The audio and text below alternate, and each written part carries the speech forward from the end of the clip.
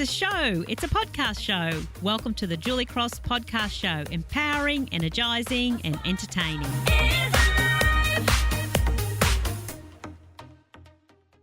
Hi there. Welcome back. On this episode, I thought I would like to introduce some of the journey of living and loving with autism. Many of you know I have two sons, my oldest son Jack living with enthusiasm and passion, and my youngest son Thomas living with autism.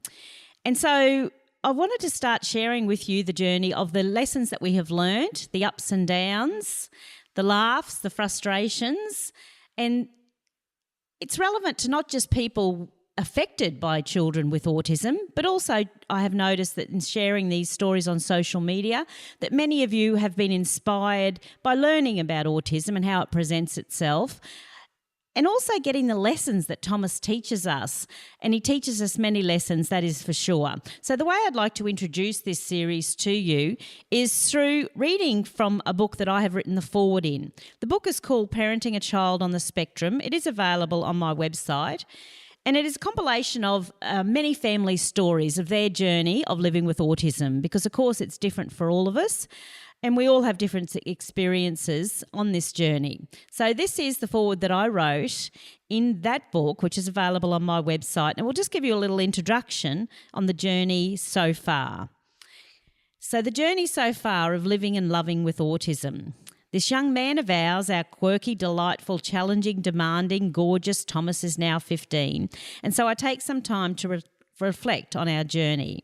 Now, be warned, I do share the real story, including the good, the bad, the amazing and the challenging. On the 2nd of April 2001, our beautiful little boy came into the world. We count 10 fingers and toes, cute as a button and a healthy size and weight. We called him Thomas, and little did we realise the significance of that name until later. We were excited about having a little brother for our eldest son Jack, and we expected a similar journey. One that we thought, having had one son, we were prepared somewhat for. Life, however, and Thomas had different plans, and we were about to be taken on a journey we knew nothing about. Initially, through the first couple of years, all was as expected. Milestones were reached, but then we started to notice development issues, particularly in the area of speech. So off to see speech therapists, and then we notice other quirky kind of behaviours such as a lack of eye contact, flicking on and off light switches, massive meltdowns for no seemingly obvious reason, an obsession with Thomas the Tank Engine. But there's nothing strange about that, right? Then other people start to notice too and say things. Autism gets mentioned and we are shocked and we are clueless.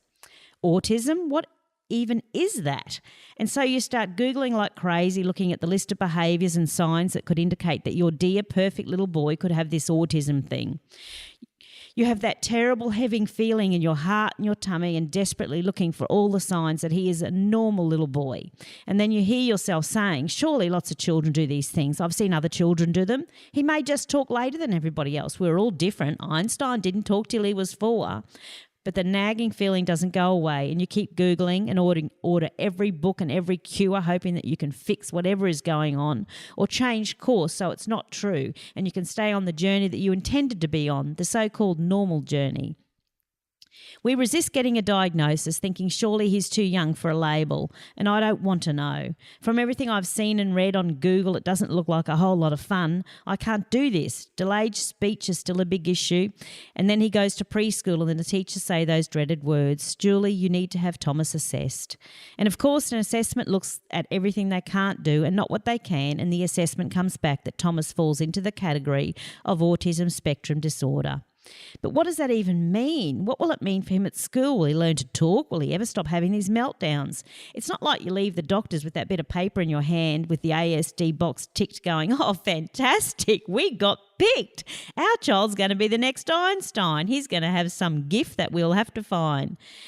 Well, that sure is not how we reacted. No, not in our case. We were devastated. We'd been thrown into a world that we knew nothing about, and suddenly we didn't know if any of the pictures, dreams and hopes we had for Thomas were even possible. And would we be able to do this? Were we good enough? How can we do this? What do we do now? Where do we start? Now, our situation was a bit more complicated because my husband had had a stroke 2 months before Thomas's diagnosis. So I had my husband in therapy and Thomas in therapy trying to get stroke to communicate with autism and autism to communicate with stroke. and I am needing some therapy and trying not to lose my mind and my other son in the process. So we are catapulted into a whole new world, and I've got to tell you, it wasn't pretty. I suddenly have this child running around headbutting walls and kicking in windows. I'm going to therapy sessions and quickly realising that the sessions are not for Thomas, but in fact for me. Because you see, a speech therapist can't teach your child to speak and communicate in a 1-hour session once a week. What she can do is teach you how to teach your child. And as a parent, you quickly realise that it's over to you. And for many years going forward, you'll be the one who has to continually educate and update your knowledge so that you can learn how to communicate with this little miracle and teach others how to communicate with him and teach him how to communicate with the world around him. So we learn about using visuals, and charts go up everywhere, and we keep Googling. But we have no structure in our house, with my husband still in hospital, my oldest son dealing with his dad having a stroke and no longer being the dad he knew, his brother taking so much of my time while I try and control behaviours, take him to therapy and deal with my own grief and sadness. Yep. Life was pretty messy. Our family felt like it was falling apart, and our home felt like a war zone. Other families looked so much better, and for a while I think my oldest son Jack wanted to find another family, and so did I.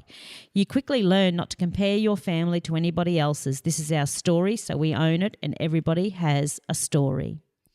At times like this, with a situation like this, all you can do is your best with the knowledge you have at the time, no matter how the day looks. When we have the time, we learn a little more about autism and how to manage it and manage Thomas. And then when we have the time and the patience, we apply it. When we know better, we do better, and it was as simple as that. Not ideal in a household where autism lives, because living black and white, obvious rules, consequences and little change is preferable. And we were in a world of grey. We were winging it depending on what each day would bring. But you learn that autism doesn't necessarily show up in homes it can function in best. And the fact is that despite the autism, the rest of the family still has to deal with what they have happening as well. And that meant for us that we would take some time to get the strategies in place and have enough knowledge to feel like we were finally getting to know why Thomas would suddenly scream out in the car for no reason.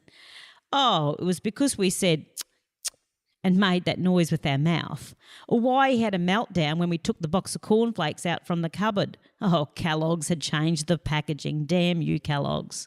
Or why he yelled and screeched when some of the dog food fell onto the ground instead of into the bowl, and I told him it didn't matter. You see, to him it really did matter. With each episode, you worked out how to prevent another one, and then another would replace it. And then we realised there just would always be something, and perhaps some things we would never understand, like why he kept spitting all the time. At one stage there, the only place we could take him was a local rodeo because at least he blended in. Or why he continued to be obsessed with the word fuck. Or why traffic lights hold such fascination and fans are his friends. Yep, welcome to the wonderful, colourful world of autism. Time goes on. That is one thing for sure. Time will go on. Regardless of how your day is, this too shall pass, and time will move on. Over the years, Thomas has taught me how to have the discipline to stay in the moment I was in, however it looked, knowing a new moment would be arriving soon. After 4 years of doing our best, getting through the moments, 4 years on from my husband having a stroke and Thomas being diagnosed as on the spectrum, my husband passed away. And now through our grief and devastation, I support my older son through the grieving process and then support Thomas in the way he needs to be supported through real-life, homemade books and visuals. He can't verbally express his grief, so walls and windows pay the price and my home is a war zone again. But I have been here before, and now I have learnt that I can look at all situations with fascination instead of frustration. I can feel and see through the behaviour to the pain and grief that lies in this little boy's heart that he has no way to get out. Autism, you can break my walls, you can shatter my windows, you can spit on me, swear at me and lash out at me, but you will not break my spirit, you will not rob me of my sense of humour or put a dent in my love I have for my Thomas. My patience got a remodelling, can I just say, but my love stayed sturdy and strong.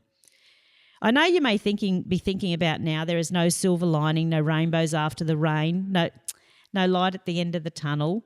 All I can see is the blue associated here with autism. How could anybody do this, want this and survive this? Oh, but you see, this is just my story, and there are many others, and I've not yet shared all the joyful and wonderful moments in this story. There are many laugh out loud moments, moments that make my heart burst, moments where I could fall to my knees and be glad that I was chosen, and still moments I fall to my knees and ask why I was chosen. Thomas is now 15, and when I talk about Thomas and autism, I choose to say that Thomas lives with autism as opposed to he is autistic, and that's an important distinction for me. My name is Julie Cross, and I live with drinking too much wine on occasion. We all live with something. First and foremost, Thomas is a young man with autism along for the ride, which changes some of the ways that he moves through, feels, and sees the world and the people around him. And some of those things we can learn so much from. I can now look back and laugh at so many moments, like the time the carpet guy was here and Thomas kept calling me a big penis. You should have seen the look on the guy's face. Or like the time he was running towards me when I was picking him up from school, a big smile on his face while he was giving me the finger at the same time. Then there was a time I was scolded for putting a surprise in his lunchbox. When was I going to learn he doesn't do surprises so well? Oh, and the time that he asked me what time we feed the dog. I replied around 5 p.m, so he left a note on his brother's door asking him to feed the dog at 5:01 p.m. Well, that is around 5. So many other stories I could tell you, a variety of them that have made us laugh out loud. You are invited to find your joy in these situations. Others that have made me cry just as loud, and others that have broken my heart. I am grateful for all of them because that means that we are feeling life and all that it has. Yes, when you live with autism in the house, you really feel the life you are living. You go on a roller coaster of emotions, that is for sure. So from where I sit now, it all feels brighter and I can still sense many opportunities for growth. That's code for challenges. I can see so clearly the gifts that he has to offer. And I don't mean he is a gifted musician, mathematician or artist, because as yet he is none of these, and that doesn't mean he won't be. But for now, Thomas brings other gifts, the simple gifts that the human race really needs. Gifts like remembering to march to the beat of your own drum. He shows me daily how to look at the world differently or from a different angle and perspective. He demonstrates to me how he can come up with strategies to overcome his anxieties. He has taught me over and over again that it's just stuff and we need to value each other more than our stuff. He brings the gift of reminding me that it doesn't matter what strangers think, but what matters is what we think of each other and how we support each other while people are revealing themselves and their judgments. Oh yes, he brings many gifts, the gift of reminding us to accept and to stop comparing progress and growth and labelling it as good or bad. So many gifts the human race needs to unwrap and start playing with again. And so I choose to focus more on the gifts than the challenges. And yes, he still does say fuck. In fact, I was thinking about getting a mat made up for my front door with "You're fucking welcome" on it, just to desensitise everybody as they come in the door. And if you ask me what I would change, well, I won't lie to you. There are days I wish I could alleviate his anxiety, but we all have something. There are days when I think my head will explode listening to the never-ending traffic light monologue. But let me be grateful he can talk. And there are days I do wonder about who Thomas would be without autism along for the ride.